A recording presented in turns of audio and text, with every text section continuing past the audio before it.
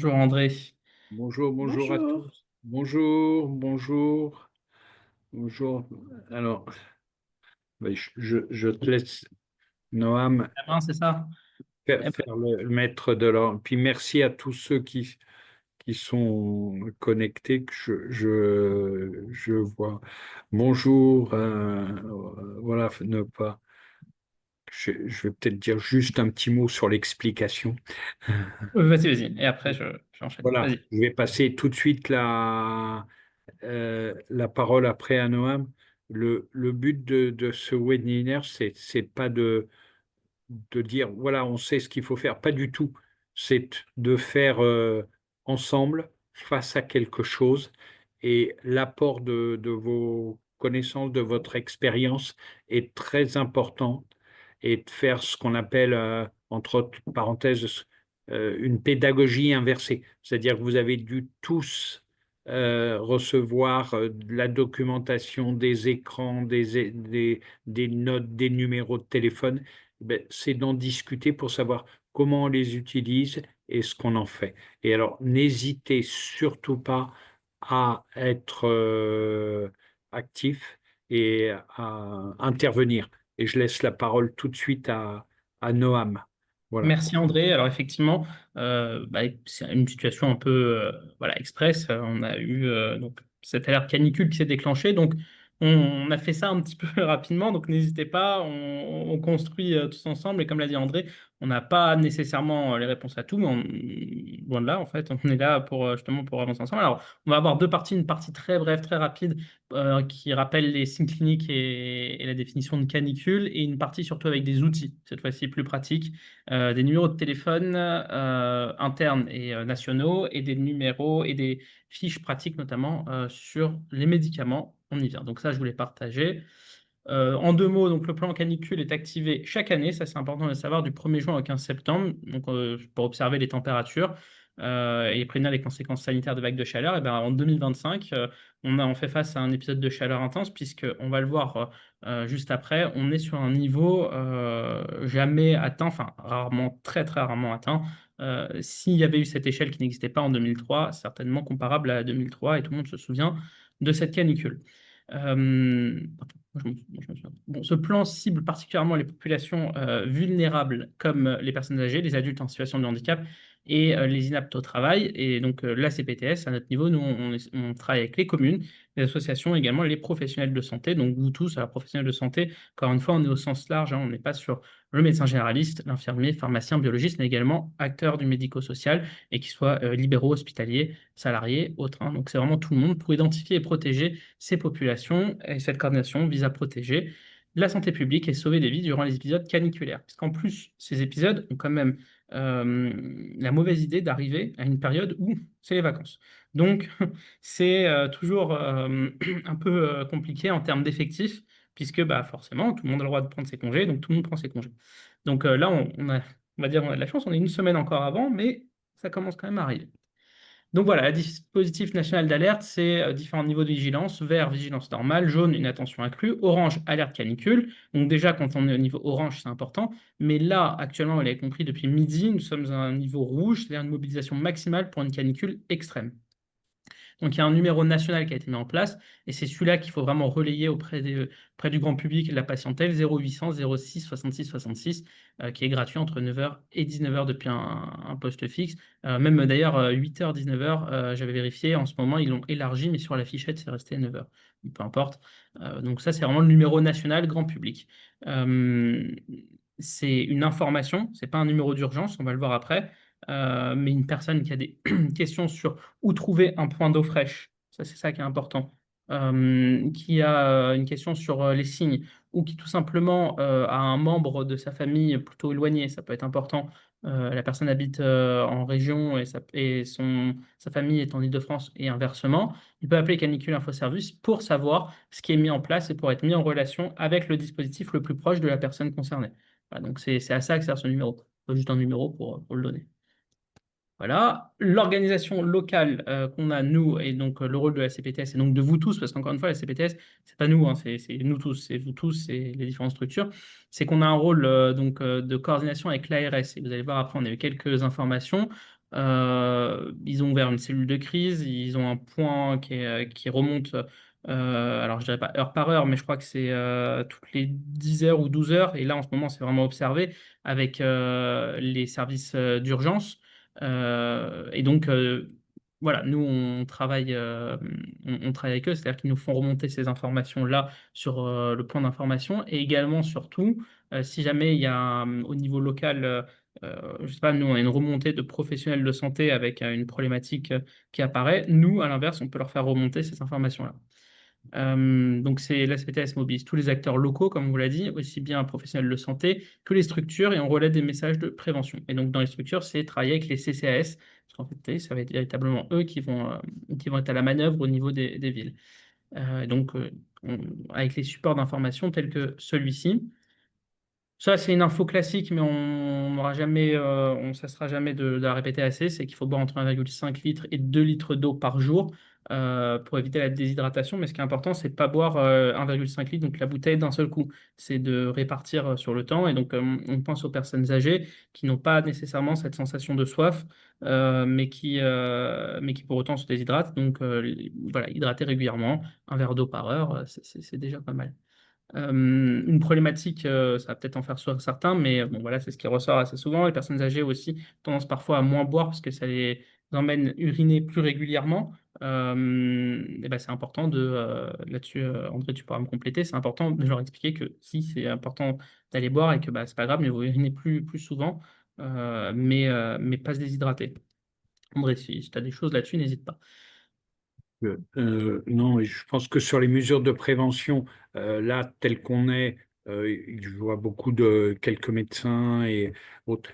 Effectivement, il faut les prévenir et général et surtout sur des populations, je pense que tu vas le dire après, des Oui, populations à risque qui sont très très très importantes et des populations à risque aussi bien dans les pathologies qu'ils ont, dans les médicaments qu'ils prennent et dans le médico-social, que ce soit des personnes isolées ou non. Je pense que vous êtes les, ceux du terrain, les médecins de terrain les connaissent. Voilà. Je vais te voilà, on laisser est d'accord. Non, non, mais continuer. voilà, c'est ça. Ça. Et donc, oui, les populations à risque, on en parle juste après. Pareil, je passe assez rapidement, température corporelle élevée ou troubles neurologiques. Voilà, ce sont des signes d'alerte qu'il ne faut pas prendre à la légère. Oui, surtout attention aux troubles, se méfier énormément des troubles du comportement. On n'y pense pas assez. Ça peut être extrêmement fugace, enfin, trompeur. Ça peut être une déshydratation qui est en train de se mettre en place, surtout s'il y a un abus de boissons ou autre, ou si on se retrouve dans un système d'hypoglycémie associé. Tout à fait. Donc, voilà, définition du coup de chaleur, une urgence médicale grave caractérisée par une température corporelle supérieure à 40 degrés, accompagnée de troubles neurologiques et d'une peau sèche. Donc, de type classique et d'exercice. Voilà, l'importance de l'intervention rapide, ben, ça permet une reconnaissance précoce des signes et une prise en charge d'urgence efficace, forcément. Plus on attend, donc voilà, là, en ce moment, on prend en charge rapidement. Enfin, tout le temps d'ailleurs. Mais bon. Donc, appel d'urgence immédiat, ça c'est pareil à relayer. Le numéro que je te donnais tout à l'heure, comme je vous l'ai dit, c'est pas le numéro d'urgence, c'est le numéro pour les dispositifs. Si jamais une personne a des difficultés, enfin, c'est vraiment l'importance de le répéter, c'est le 15. C'est le SAMU. Voilà, si jamais il y a une difficulté, ça c'est au niveau du grand public. Oui, André? Alors, j'allais voir parce je vois plusieurs CPTS qui sont différentes. Il y a les consignes d'ordre général, mais chaque CPTS, et ça, il faut bien le respecter, a organisé ces systèmes d'urgence Oui, oui, qu'il faut respecter, que ça soit, je pense qu'il y a Champigny, Sandy est là, il y a peut-être la Bièvre et tout. Respectons les us et coutumes de chaque CPTS et de chaque territoire. Ça, c'est très, très important. En cas de problématique, il y aura le 15 et le SAS pour orienter. Ne pas hésiter en tant que professionnel de santé de se voilà. servir de ces numéros ou d'indiquer des personnes fragiles et de se servir. On les mettra après Oui, pour notre CPTS, les numéros du centre d'action sociale qui sont exactement. là. Alors, Euh, en fait, ça va être en lien avec ça. C'est qu'une fois que c'est pour ça que je voulais bien que vous remplissiez la feuille d'émargement, c'est qu'une fois que ça sera terminé, on vous enverra le diaporama avec les différents documents et notamment, surtout les différents numéros qu'on va vous donner, donc les numéros des CCAS qui sont forcément valables pour les 5 communes de notre territoire. Après, en dehors, se rapprocher des références. Et donc là, c'est ça, là, on arrive sur un petit peu la boîte à outils. Là, merci à Virginie et à Éric Dourier qui nous ont, donc pharmaciens, qui nous ont orientés vers ces 3 fiches qui sont très intéressantes. Donc, conservation des médicaments en cas de vague de chaleur. Voilà, j'en ouvre juste une, mais vous avez quelques informations importantes, puisque bah, forcément, il y a des médicaments qui résistent moins bien à la chaleur. Hop, pardon, excusez-moi. Euh, Forte chaleur et médicaments, les bons réflexes. Là, vous avez une page avec dossier thématique de la NSM. Et ici, la liste des médicaments pouvant diminuer l'adaptation de l'organisme aux vagues de chaleur. Pareil. Donc voilà, on vous remettra ces 3 fiches dans le petit mail qu'on vous envoie juste après le webinaire. Mais ça, enfin, c'est très utile et très, très, très important. Juste un Vas-y, élément, André. juste un élément, je ne sais pas si on est dans le temps, ne pas oublier que demander aux personnes de ne pas pratiquer d'activité physique et de ne pas s'entraîner pour le marathon des sables. Merci. Quand on voit des personnes courir en disant bah, quelques conseils, on va essayer d'éviter. Merci. Non, on est bien d'accord. C'est- Alors, autre information pratique et contact utile. Alors, c'est là aussi, ça va être. Alors, ça, pour le coup, c'est pas diffusé au grand public, hein. On est bien d'accord. Donc, vous avez les sites internet pour le suivi, ça, pour le coup, c'est en public, Météo France, ARS, Santé publique France. Mais surtout, sur la partie gauche de l'écran, vous avez le numéro vert et contact de l'ARS. Donc là, c'est un message type que l'ARS nous a demandé de relier, hein. Il faut, pour garantir une présence suffisante en personnel adapté aux besoins, mettre à disposition des espaces rafraîchis pour les personnels et les usagers. On pense notamment aux salles d'attente, renforcer la diffusion des conseils de prévention auprès des personnels et des usagers, et assurer la continuité de l'approvisionnement en électricité, renforcer la résilience des installations. Ça, c'est un message global plus pour les hôpitaux qui ont déjà des dispositifs existants. Enfin voilà, Mais surtout, et c'est ça le plus important, en cas de difficulté dans la mise en œuvre de ces mesures, vous avez un numéro de téléphone au sein de la délégation départementale valable en journée, et un numéro 10800 hors journée. Également un mail où ils ont des dispositifs pour vous aider. Donc si vous avez des grosses difficultés, voilà, ce numéro est à votre disposition. Ils nous ont indiqué qu'on pouvait vous le communiquer. En cas d'alerte sanitaire, vous avez le point focal régional avec leur numéro de téléphone. En fait, finalement, c'est le même que celui hors horaire ouvré, parce qu'il est valable 24 heures sur 24 pour la mise en œuvre des dispositifs juste au-dessus. Donc ça, c'est vraiment un point important. Vous avez ici un soutien de l'ARS. Alors, je ne suis pas en train de vous dire que l'ARS va vous amener forcément un climatiseur dans chaque salle d'attente. C'est pas ce que je suis en train de dire, mais on aimerait bien, André. Mais en revanche, voilà, s'il y a des grosses difficultés, si c'est impraticable, notamment en termes d'exercice, voilà, ici, il y a un soutien. En tout cas, il y a de quoi. Ils sont là pour ça. C'est un numéro spécial mis en place. Tu as quelque chose à rajouter dessus, André? Non, non, c'est des infos pratiques. Attention à ces numéros qui sont réservés aux professionnels. Bien distinguer euh, les deux, le créneau professionnel, le numéro qu'on a à disposition du public. Exactement. Voilà, donc là Et sur la partie info pratique, c'est pas tout à fait terminé, hein, je vous rassure. Sur la partie info pratique, on a ça. On va vous parler effectivement maintenant des personnes vulnérables. André va en toucher 2 mots. Et ça après, va euh, Ouais, voilà. ça va être très très simple, hein. En fin de compte, ce qui compte là, parce que je vois le temps qui défile, c'est pas de vous dire, mais vous le savez, les personnes vulnérables, c'est les personnes qui ont des pathologies chroniques, qui ont les médicaments qui provoquent, qui sont extrêmement sensibles à la chaleur. Je parle du diurétique, des traitements psy, et j'en passe. Vous avez une liste des personnes qui vous présentent un handicap, les deux extrémités, les extrémités de la vie, les personnes âgées, les enfants très très jeunes.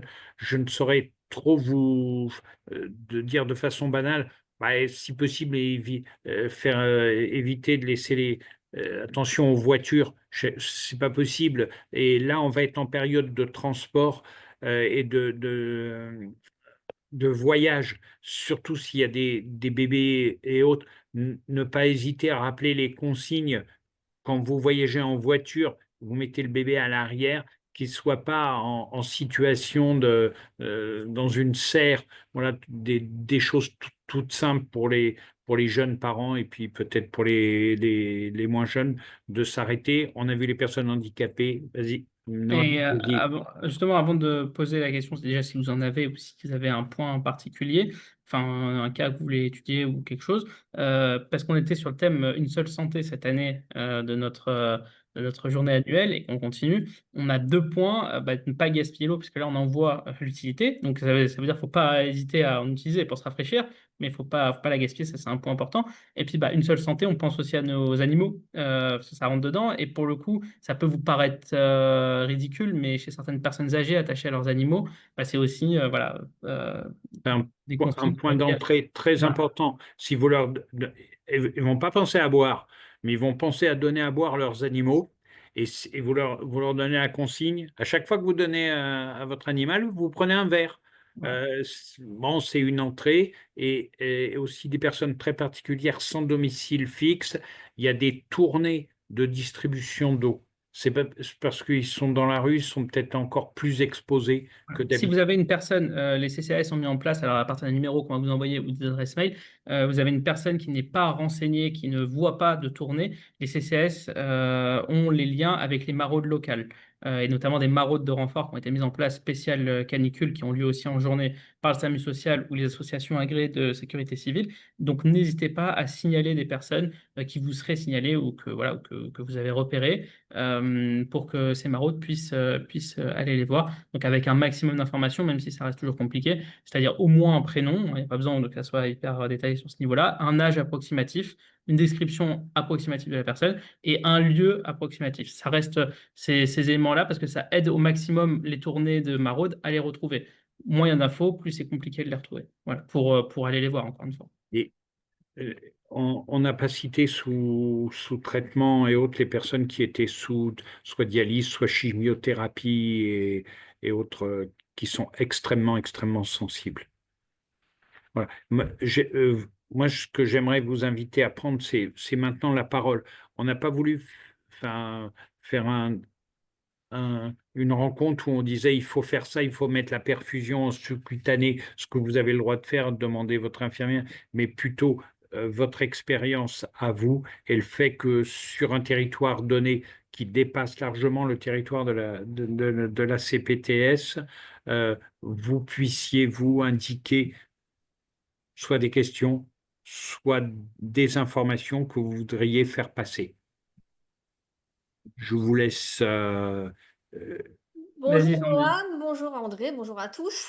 Vous m'entendez bien? Oui, Ouais. Donc moi oui, bon, je suis Sandy Taffin, je suis je sens des. coprésidente de la CPTS de Champigny-sur-Marne et je suis infirmière libérale. Donc je suis sensibilisée encore plus effectivement au sujet, quoi. Bah, nous, comme vous, hein, on se réunit tous les lundis pour un BE. Donc hier, on a effectivement évoqué ce plan de crise. Donc voilà. Je rejoins ce que disait Noam aussi, nous pareil, on travaille avec le CCAS qui est pareil, ils ont deux agents aussi qui peuvent effectivement voir les patients en cas de grosses difficultés. Pareil, on va distribuer les petits fascicules aussi, pareil, avec le numéro d'urgence. Et ce qu'on a mis juste en plus, c'est que l'ARS, effectivement, nous, on s'est mis d'astreinte le week-end, les membres du bureau exécutif. Comme ça, si l'ARS a besoin de nous contacter, les week-ends et jours fériés, chacun a pris 2 week-ends d'astreinte. Et nos salariés seront d'astreinte du lundi au vendredi, si jamais il y a besoin de relayer des informations. voilà, bah alors on l'a pas Voilà. précisé, mais du coup c'est un système à peu près pareil. Nous on a un téléphone de crise en fait, c'est le numéro de la CPTS et on tâche, en tout cas même si on peut pas répondre, il y a la possibilité de laisser un message et on rappelle derrière. Et ouais, on a un système, c'est un petit peu différent, mais c'est ça, il y a une sorte d'astreinte chez nous aussi. Voilà, bah nous, voilà, comme le week-end, on n'a pas voulu mettre nos salariés d'astreinte le week-end, on a privilégié plus les libéraux, les membres du bureau exécutif. Mais après, je rejoins tout à fait ce que tu as fait, Noam. Nous, effectivement, on a voilà, le même discours, on sensibilise les personnels de santé. Moi, j'ai sensibilisé les infirmières, parce que du coup, voilà, je représente les infirmières. Donc, et nous, on est quand même vraiment au plus près du patient, on vient les voir tous les jours. Donc, voilà, et on pourra relayer effectivement les informations en cas de souci. En tout cas, merci Parfait, pour parfait. ça. Non mais merci. Et ce qui était important, on l'a fait, mais je pense que Champigny a des procédures qui sont sur votre territoire avec des numéros de téléphone et autres. Oui. Voilà. Et c'est important de dire que pour la population de Champigny, de se redresser à la CPTS. Exactement, ouais. Bah, on a plein de choses en place comme vous, et puis voilà, on veille au grain en tout cas. C'est vraiment du local. Du local. Exactement. C'est de, Chaque CPTS a sa fonction, Voilà, et je pense que ce qui est important, c'est de développer ces fonctions locales. Ça paraît bête, mais c'est pour ça qu'on n'a pas de directive en disant c'est comme ça ce numéro. Non, non, non, rapprochez-vous de votre territoire. Exactement. Et c'est bien, Noam, parce que tu disais que Eric, il t'avait envoyé justement un lien pour voir par rapport aux médicaments, à la conservation, tout ça. Effectivement, si tu peux l'envoyer, que moi, après, je transfère ça aussi à mes collègues infirmières, parce que du coup, Ouais, ouais, bah, ça sera fait là dans ouais, l'heure qui suit super. le webinaire. Comme ça, je retransmets l'information. Parfait. Voilà pour moi. Merci. Merci beaucoup, Sandy. Merci, merci Sandy, Est-ce merci. qu'il y a d'autres prises de parole?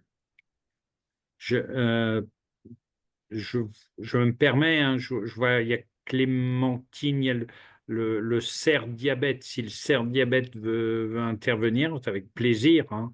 Je vois Marion, n'hésite pas non plus à intervenir sur la partie pédiatrique si ça te plaît, ou personne, femme enceinte extrêmement sensible.